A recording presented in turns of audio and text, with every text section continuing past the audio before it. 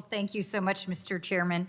I appreciate you holding this hearing today, and I really want to thank our witnesses, too. This has been a really useful hearing, I think, for all of us. Appreciate your thoughts and insights, and as we're getting toward the end here, we've covered a lot of the topics that I had hoped to hear from you about, and I appreciate your insights and your answers. As we have discussed throughout the day, nuclear energy plays just an essential role in generating reliable, carbon-free baseload power. That's certainly something that we see in Texas, where I have visited our South Texas nuclear plant.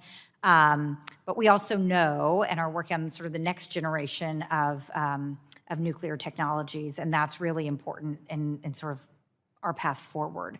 So one of the things we've touched on a little bit today are the small modular nuclear reactors, and obviously that offers a lot of potential advancements that are going to improve cost and efficiency and versatility for the grid, as well as addressing some of the concerns that people have raised over the years. And we know, and we talked a little bit about,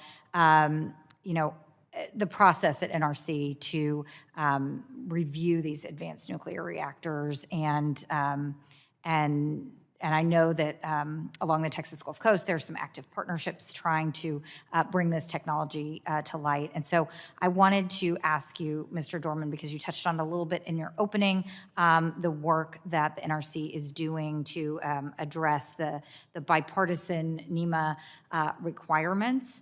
And I think that this is an area where I've heard a lot of concerns from folks that the draft rule that's been put together really just doesn't meet the requirements that Congress laid out, but also, and it's something we hear, unfortunately, a lot in this context, isn't workable. And so that's the big challenge, I think, in front of us. And so can you talk just a little bit more with the time that I have about what the NRC is doing to try to ensure that the Part 53 rule will meet the requirements of NEMA, and specifically the new licensing framework that to be both risk-informed and performance-based. I think that that's some of the tension, and if you could just talk a little bit more about what you're doing, and I know anticipated movement on the rule quickly. I know you said you're ahead of schedule, but those seem to be the concerns, and so I want to know how you're seeing them play out now and how you're addressing them as we move toward a final rule. Thank you, Congresswoman. So I'll speak to what the staff has done, because the rule is currently with the commission.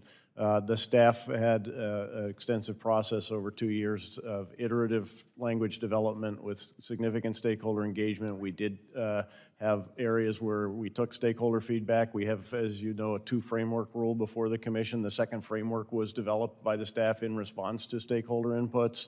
But there are a number of areas that we had stakeholder inputs that was contrary to where the staff was coming out.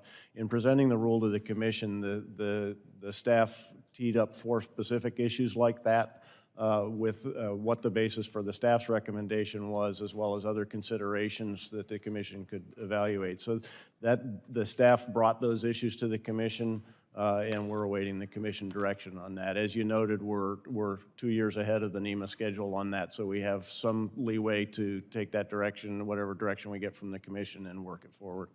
Well, thanks. I appreciate that, because I do think there's still some outstanding concerns, and that's what I'm continuing to hear. Yep.